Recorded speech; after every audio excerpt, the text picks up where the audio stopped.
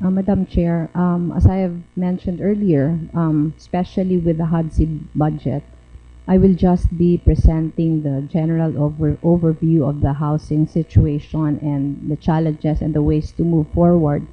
But the representatives of the 6 key shelter agencies under HUDSI are here. We do understand how limited the mandate of HUDSI is. We're just a coordinating council, but the real mandate as far as housing is concerned is lodged in the 6 shelter agencies. So can we go to the next slide? So this will be the outline of the presentation. First, we give you a bird's eye view of what the housing situation is. Just I think 2 slides, two or 3 slides on the housing programs. And then finally, we would want to present very, very briefly the challenges and the ways to move forward. Next slide, please. Okay, based on the 2010 study of the PSRTI, the projected housing need by the end of 2016 is 5.56 million units. As of 2011, that's the last data that we have, there are 1.4 million informal settler families nationwide, 40% of whom are located in Metro Manila. And a study by the World Bank places the growth of slums or the informal settler families at 3.4% per year. Access to affordable housing remains a development challenge. If we look at the history, this will be in another slide, but just to give you an idea, housing appropriations have averaged at only 1.135% of the annual budget in the last 6 years, or nearly 0.12% of the GDP, which is one of the lowest in Southeast Asia according to the World Bank. Next slide, please. This slide gives us a snapshot of where ISFs, or informal settler families, are based. And this is based on a 2011 NHA survey. The problem, Your Honors, is that when I went in, I think I discussed this already with Senator JV. When I came in, I was looking for at least the basic data that HUDSI should have, and we don't have any. We don't have an inventory of all government properties which may be available for housing. We don't have an updated data of all the informal settler families. What we have is a 2011 data, and the rest are estimates. So what we're doing. May we know why? What was the reason? Was it they didn't feel the need? Was there lack of support from Congress for budgetary allocation? They said they told us, Madam Chair, that there actually was a study conducted by a private company, and the study was commissioned by the LRA, Land Registration Authority, and that was just to make an inventory of all government properties ready for housing. Yeah. But the study was never turned over to them because government failed to pay for the study. Yesterday we met. We pay for the study now, which is readily available. We met with DBM yesterday. Secretary Ben Jokno was with us in HUDSI. We informed him of this, and he was with somebody from his office in DBM who told us that one of the reasons why government at this time is still unable to pay for it was that the contract price was I think at 7 million. But when the study was concluded, the private contractor was already billing government 25 million pesos. So hindi nagkasundo sa presyo, but I think what was given to us yesterday, the information given to us yesterday, was that DBM is already in the process of checking if there was basis for the 25 million pesos. Pero ano talaga Are you referring Madam Vice President, on the inventory of all land.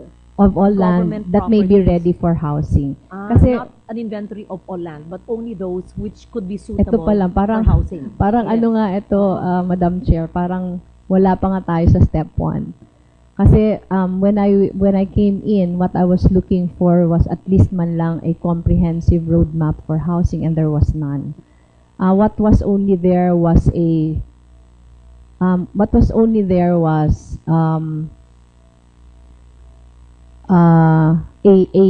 a World Bank report from a housing summit participated in by many stakeholders. Ngayon ang problema namin lahat, Madam Chair, is that I'm new.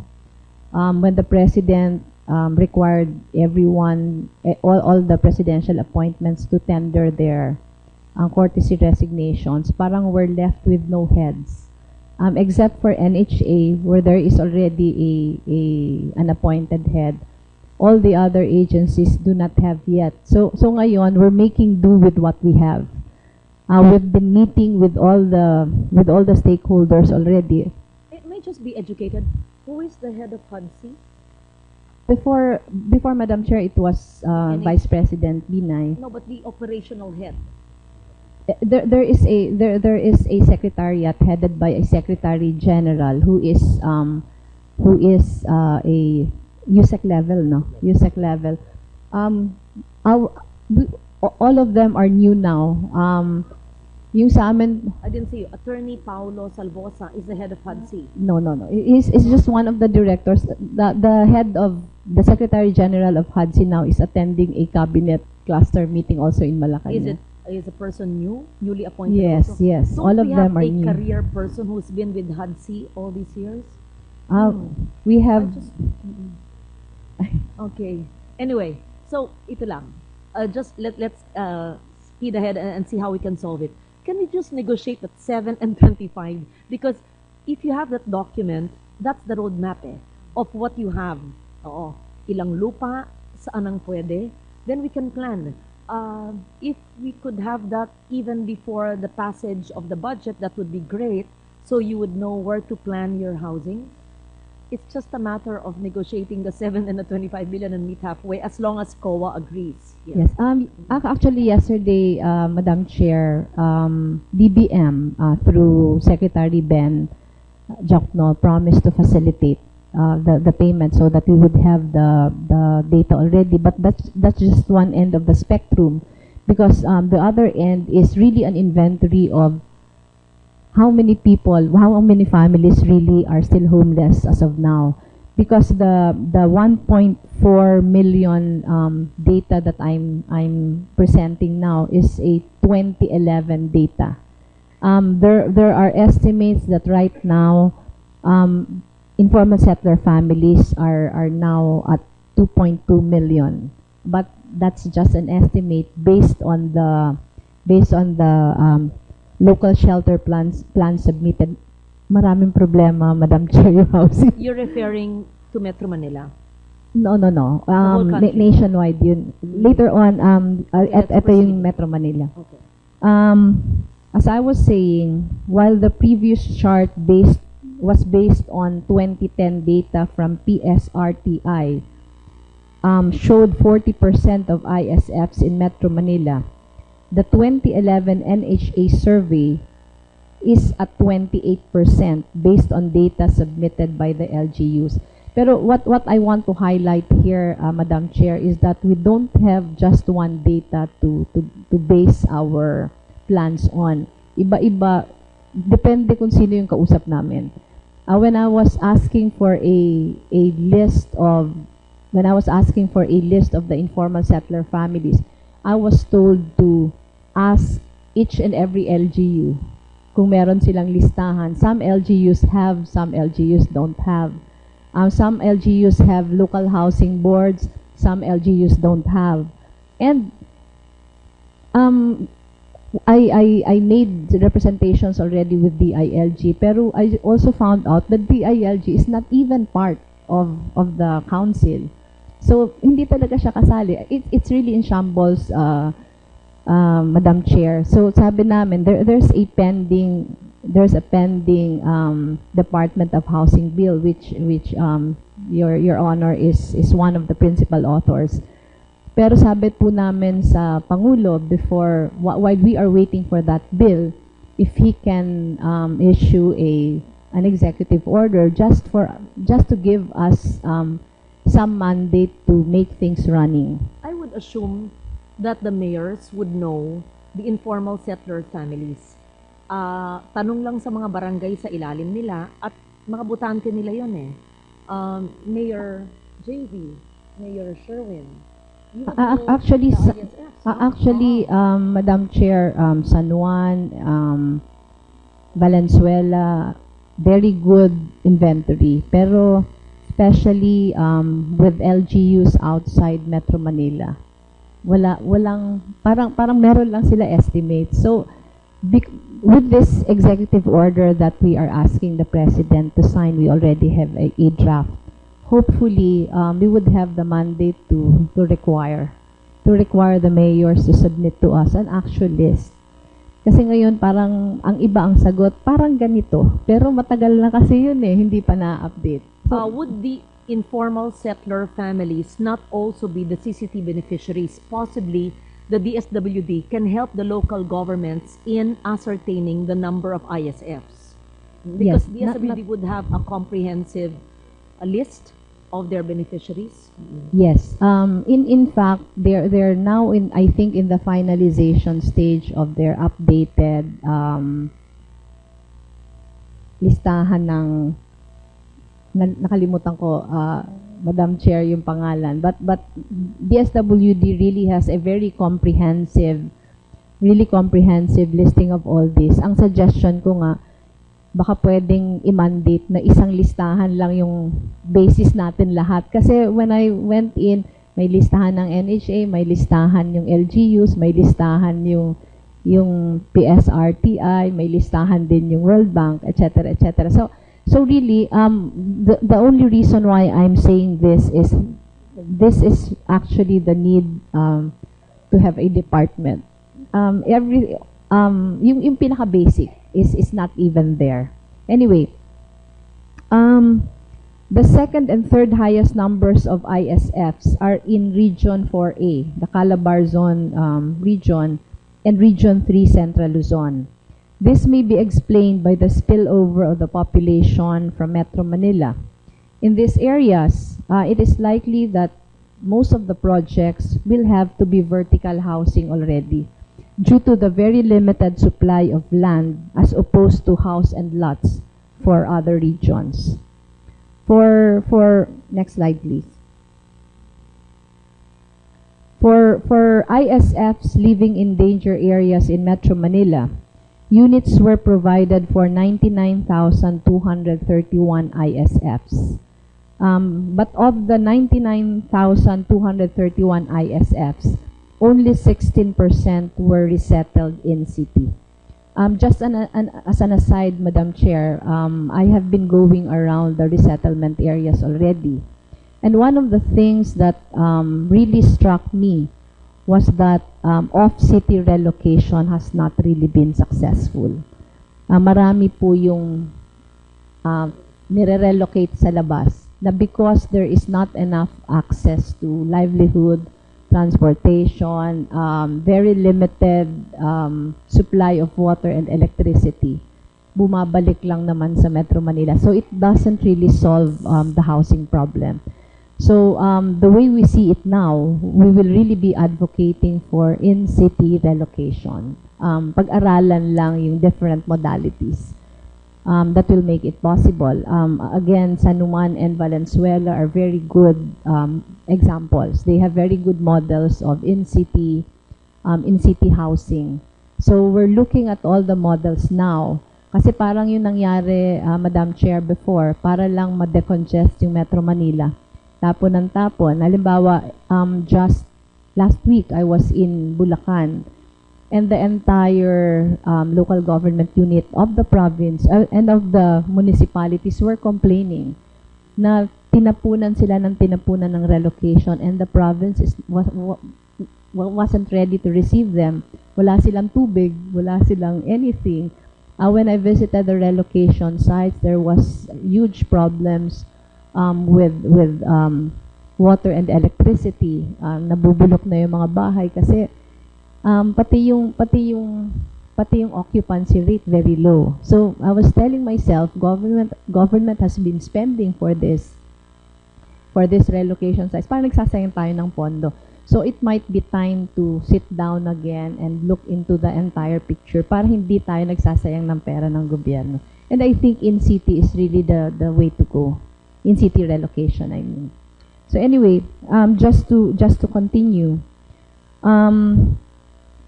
the program for ISFs living in danger areas and waterways should be expanded nationwide. Just for the information of the members of the committee, I was telling you earlier that historically, and I will show this in a succeeding slide, historically, government budget for housing is less than 1%. It only averaged 1.135% after the previous administration appropriated 50 billion pesos, and it was released in tranches of 10 billion a year from 2011 to 2016.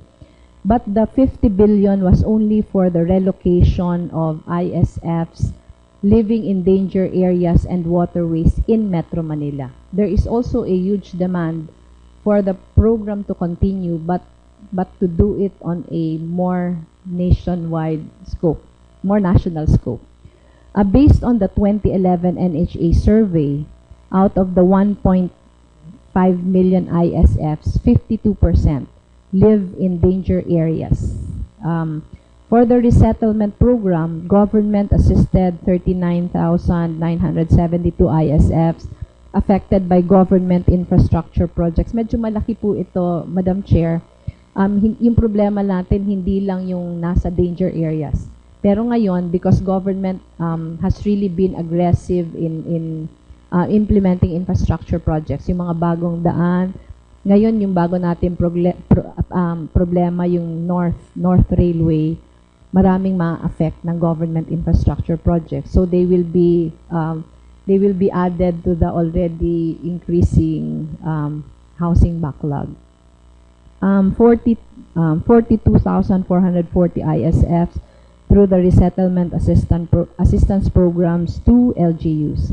Challenges have been experienced in the objections of LGUs to receive ISFs, as well as delays in the installation of utilities. Moreover, court-ordered evictions affecting ISFs are currently not programmed under the budget. So there is a need to provide incentives for receiving LGUs and synchronize planning with utility providers. Again, Madam Chair, as an aside, we are also having a big difficulty in the sense that because we don't have a national comprehensive land use plan yet, each and every LGU has their own CLUP or comprehensive land use plan. Ang daming iba-iba. So developers are not really incentivized to enter into socialized housing kasi hirap na hirap sila dealing with government agencies and LGUs. We have a backlog now of 5.6 million houses, but we're only averaging 200,000 a year in production of socialized housing. So if this continues, padagdag lang ng padagdag yung ating backlog. So talagang we really need to revolutionize all our housing policies. And really, parang sabi ko nga, Madam Chair, sa shelter agencies na under HUD-C, parang we already realized that the status quo is not working.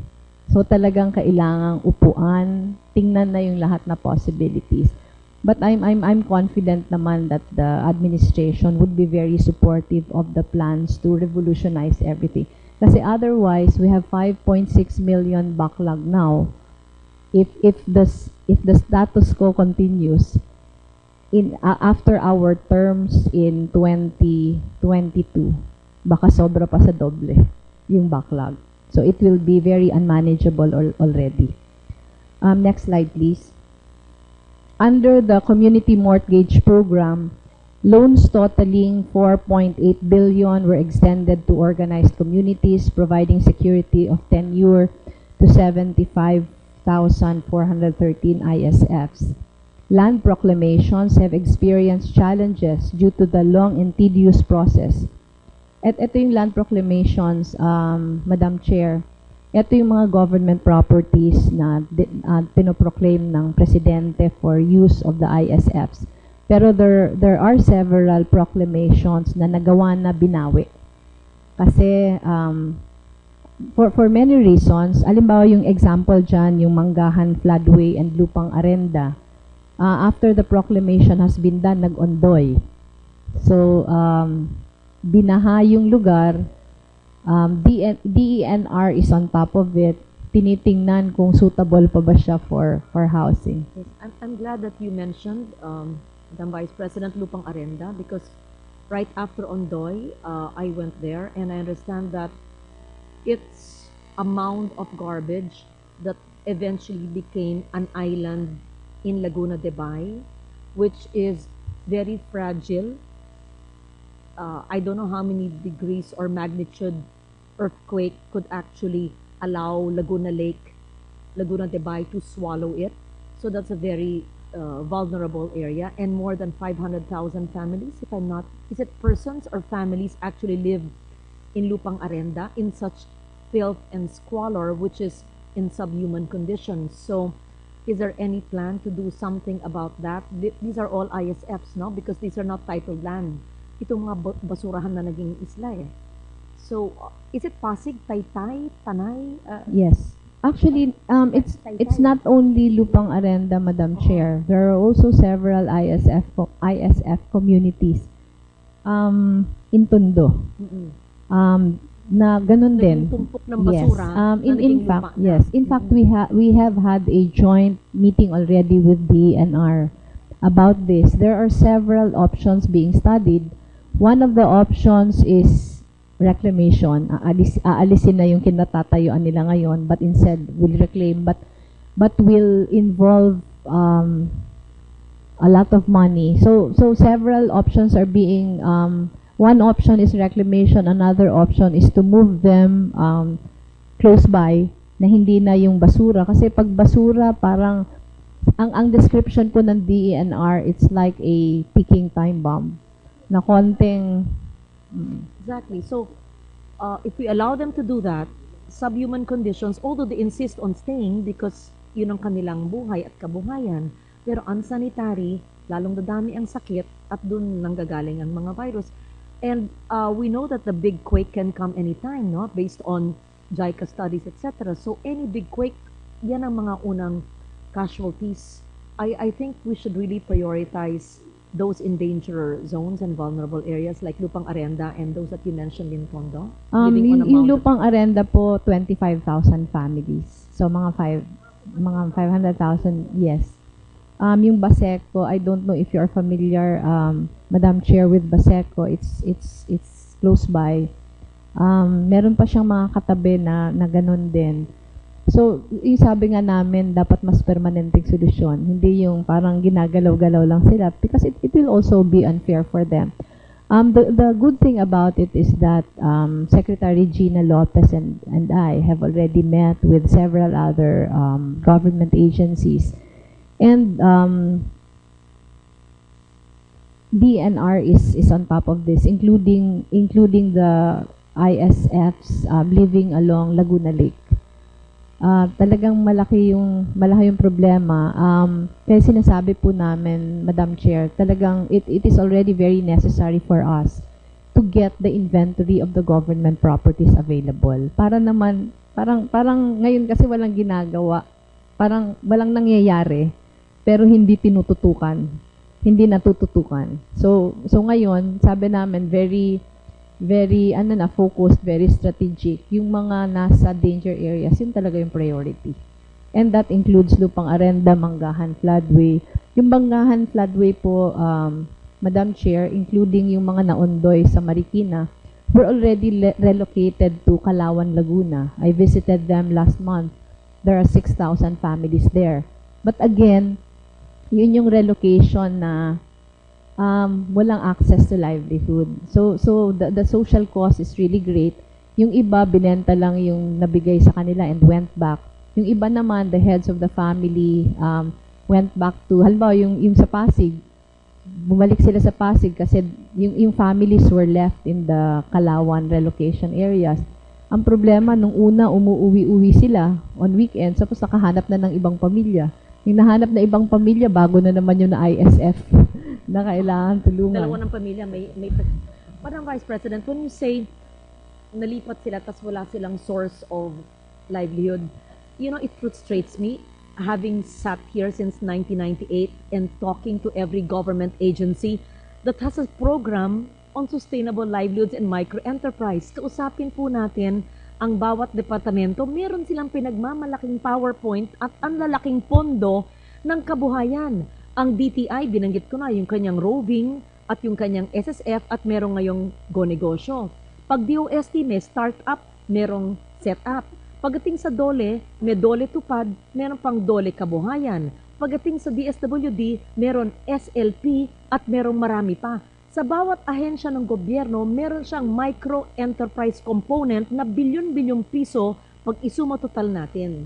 Kaya, kung maaari, iimbitahin ko kayo because I was frustrated that they don't even talk to each other and don't coordinate. And it should be that the housing or the shelter agencies should have access, priority access to all of these livelihood programs of these various agencies and i-prioritize yung mga relocated settlers. Actually, Madam Chair, yun din po yung frustration ko because under the UDHA, yung Urban Development and Housing Act, one of the requirements is that before any relocation can be made, the relocation site has to have the basic utilities already, water, electricity, plus access to transportation, access to livelihood.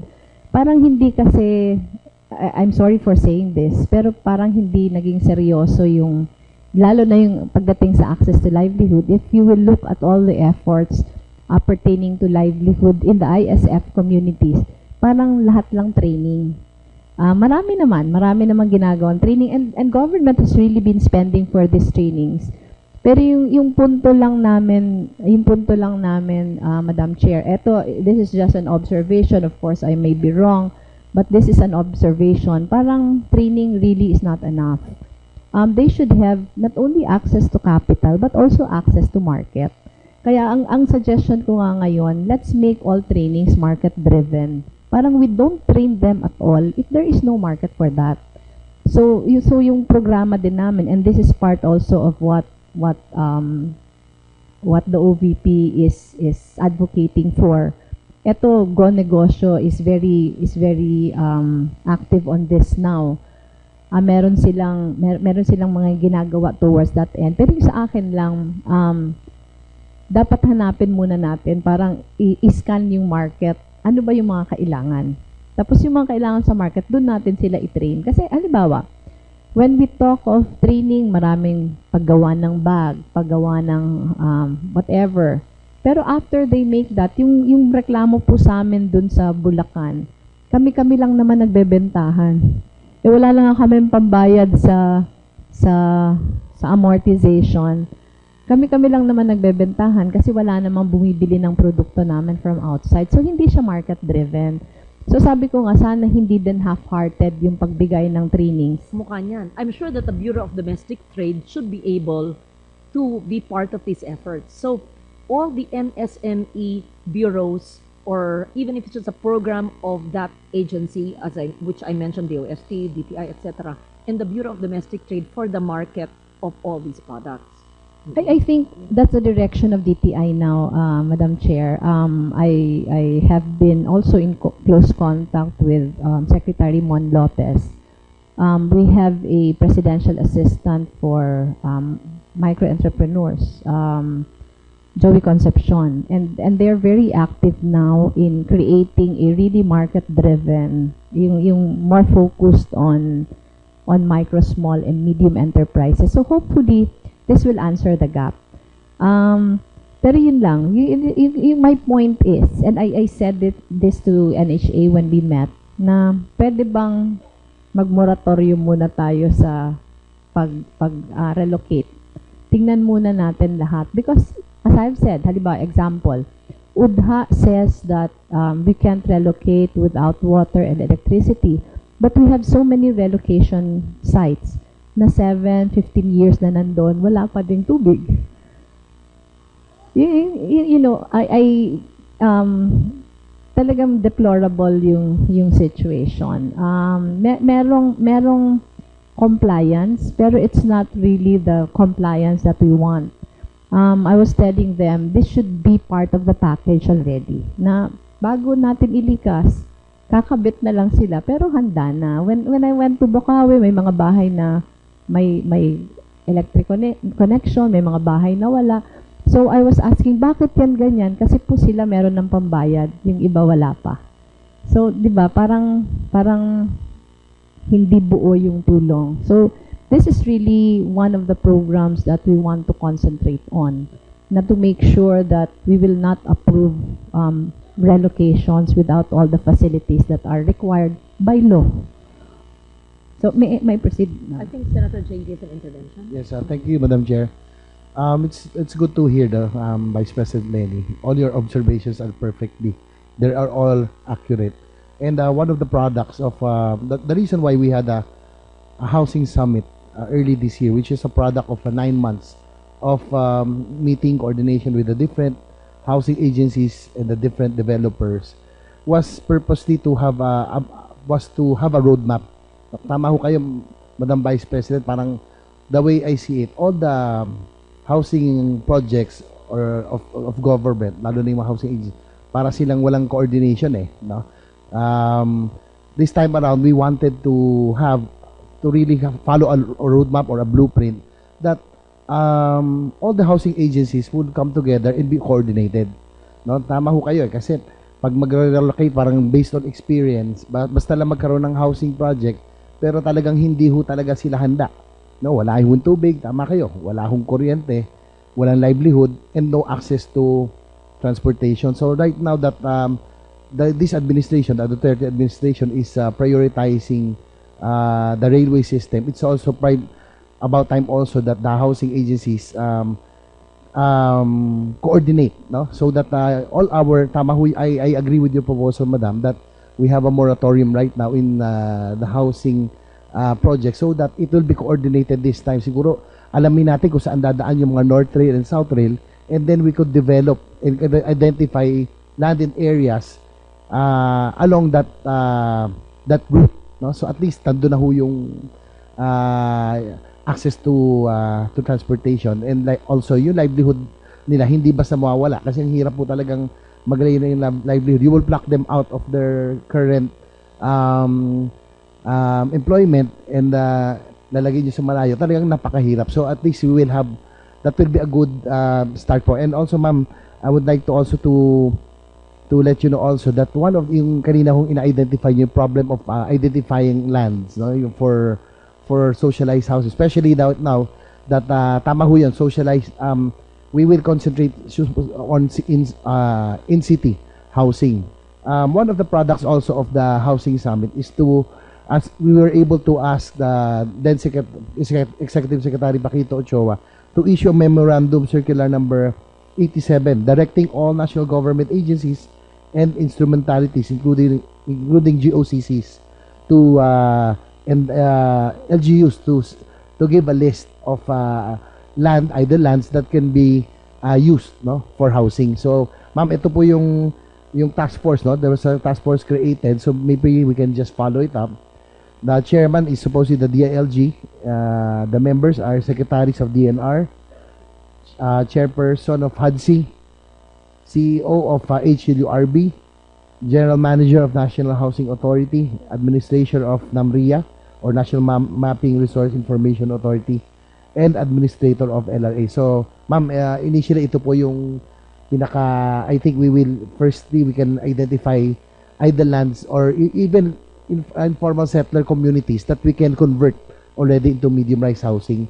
So, just to give you an idea on how we can already solve the problem of identification of the idle lands. Thank you, Madam Chair. Thank you very much. Thank you very much po. Actually po, the World Bank document, which was an output of the Housing Summit, is the only thing that we're using now, as it's the only thing available. And we learned from that document about the memorandum circular issued by then Executive Secretary Paquito Ochoa. Ang problema lang po, when we followed it up, konti lang na mga government agencies ang nag-comply. And we tried discussing this with DBM already, in as much as we said that we could have started with that. Para ang sabi po yata ng DBM, there is reason kasi para hindi nila ilabas. Kasi most of the government agencies are actually actually getting income from their properties. So ngayon, that is one of the executive orders sana that we would want the President to sign, na mailabas yon. Kasi without that, talagang parang ano tayo, nakagapos. And also, Madam Chair, I think one of the reasons kasi why this is happening is that parang yung pinaka-target is the number of houses built. Parang naghahabol doon. Sabi ko, parang it's not supposed to be an accomplishment. Kasi dapat sana yung accomplishment, how many families were provided with decent homes, saka access to livelihood. Kasi if it's just the number of units built, ang dami po nating housing projects na very low ang occupancy rate. So even if the houses are there, if they're unoccupied, or even if the houses are there and they're occupied, pero hindi mo naman natulungan out of poverty yung pamilya, it's not yet an accomplishment. So this is also one of the things that we want to change now that we're here. Yung change in mindset, change in parameters pagdating sa what is considered an accomplishment and what is not. But since we already spent for all those houses, I'm sure the housing agencies would have an inventory of all those houses already existing and don't have electric, water connections, etc. So that can just be arranged para hindi masayang ang ating napondohan doon, and provide them with the livelihood assistance when feasible, so that whoever were meant to stay there can be attracted to return to that place. Is that possible? Because if we just leave it half-baked like that, sayang naman, rather than creating new pockets of new resettlement sites. So let's just finish what remained unfinished. Is that possible? Yes, Madam Chair. In fact, that was also what we were asking from them. Our problem really is, yun nga yung sabi ko kanina, there are 6 shelter agencies under us, but each of them have mandates of their own. They're GOCCs. Tas kami, we're supposed to be a coordinating council, pero we're also beholden to their mandates. So, but this will be cured by the Department of Housing. Pero right now, halimbawa po, yung napakalaki napakaliit ng occupancy rate are the AFP-PNP housing. Yun po, halimbawa, example lang, when I went to Bukawi, there was a 4,000 housing unit AFP-PNP. Ang occupied lang doon, 800 plus. There is one in my province, there are 1,200 units. Ang occupants lang 8, 100 plus pa lang yung nabibigay. And NHA was telling us also last week na one of the reasons why unoccupied yung iba kasi nagpapalit ng isip yung dapat na beneficiary. So there is really something wrong, terribly wrong with the system. Kaya ito talaga, Madam Chair, kailangan talaga nating baguhin. Kasi parang it's so ironic that we need houses, but we have so much physical units that remain unoccupied. Diba? Parang hindi lang small disconnect, pero the disconnect is really huge. Madam Vice President, I hear you saying 3 things. First, that you will complete and cull existing database of inventory of informal settler families from perhaps the SWD or other agencies of government, including the ILG and the LGUs. Second, that you will continue what the previous administration did on ISF funding of 50 billion, having been released 10 billion a year. And third, those are the ISFs in danger zones and vulnerable areas. And third, that you will help complete the occupancy, well, the connection, sanitation, electric, even livelihood assistance to families so that all these unoccupied resettlement areas will be occupied by either the same settlers or to be given to other families para hindi masayang. So, do I hear it correctly that those are three priorities apart from the others that you will do? In addition to that, Madam Chair, we're also looking at being aggressive with regards to private-public partnerships. We do understand that government can't do it alone because of the enormity of the housing backlog. We also have several models already. For example, Quezon City has been partnering with FINMA with their Bistec Villas, and the sites that I visited, the sites I have visited have been very, very successful. So so this is also. I have nothing against. I mean, how do you say it?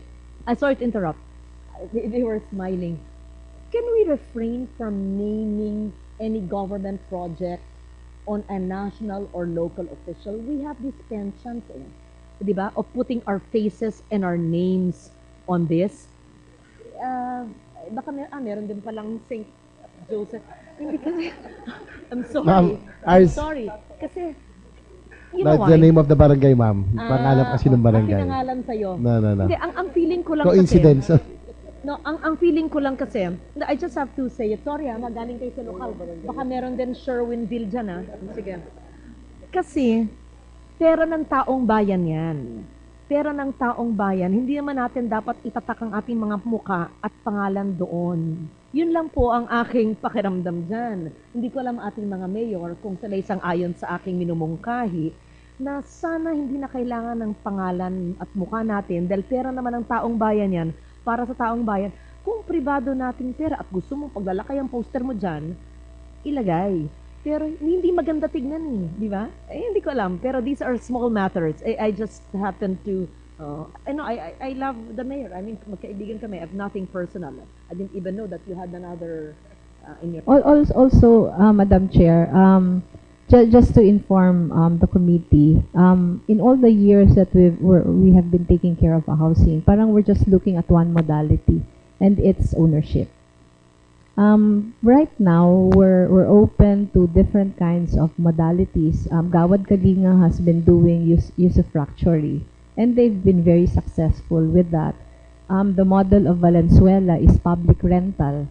It's actually the same model done in Singapore, in Hong Kong, and in Thailand, where in Thailand, for example, Madam Chair, there's an income threshold that if you don't reach this income threshold, you'll just be qualified for public rental, and you rent from the government a small amount. If you qualify, then that's the time you qualify for ownership. So public rental is a sort of a parang ano lang siya, parang while you're readying yourself to have a house of your own. And Valenzuela's model has been very, very successful. Meron po sila Disciplina Village. It's really everything is there. They have schools, they have health centers, everything is there already. And because it's public ownership, the city government has been able to impose from the residents many conditions which are really key to making it very successful. Like, pag dito ka nakatira, dapat yung lahat na anak mo nag-aaral. Pag dito ka nakatira, dapat nagsasubmit yung pamilya mo to regular health checks. Pag dito ka nakatira, dapat pumapasa ka sa drug testing, etc., etc. Those things. It's been very successful. So right now, we plan to look at all the modalities and be open to everything. Hindi lang istriktong ownership. Kasi ang importante lang naman, they have security of tenure, 'di ba? So ito naman public rental, as long as you comply with the conditions, you are assured of security of tenure. So anyway, may I continue? Next slide, please. Ito lang, if you look at the slide, this is the history of all the appropriations for housing from 2008 to 2017. If we look at it from 2008 to 2010 and all the years previous to 2008, talagang less than 1% yung binibigay sa housing. Hindi lang less than 1%, less than 0.5%. Umarangkada lang siya, Madam Chair, nung 2011 hanggang 2016 because of the 50 billion. But without the 50 billion, we're back to if you look at it, 2017, kasi tapos na yung 10 billion tranche every year, we're back to 0.45%. Has been spent. There are a lot of ongoing projects still. With the 50 billion, but more or less it's been appropriated already. Next slide, please. Overall, the housing appropriations for 2017 is much lower compared to 2016, particularly in the case of NHA and SHAPC.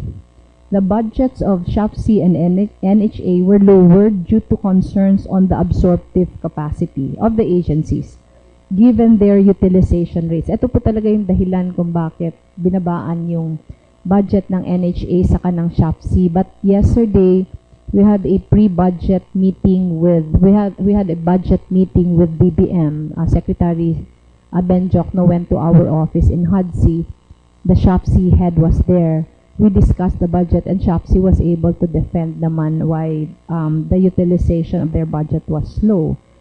HUD-C has met with DBM and Secretary Jokno has agreed to increase the budget for housing in 2017, which may be sourced from savings in other agencies. Next slide, please. Even if the housing-related budgets of the other departments are combined, ito po yung sinasabi niyo, Madam Chair, earlier, may TESDA, may DTI, may DSWD, may DPWH. Under the program convergence budgeting approach, the budget for housing is still significantly lower compared to other programs of government. For example, manufacturing received 16.595 billion and tourism development received 20.461 billion, but housing only received 9 billion.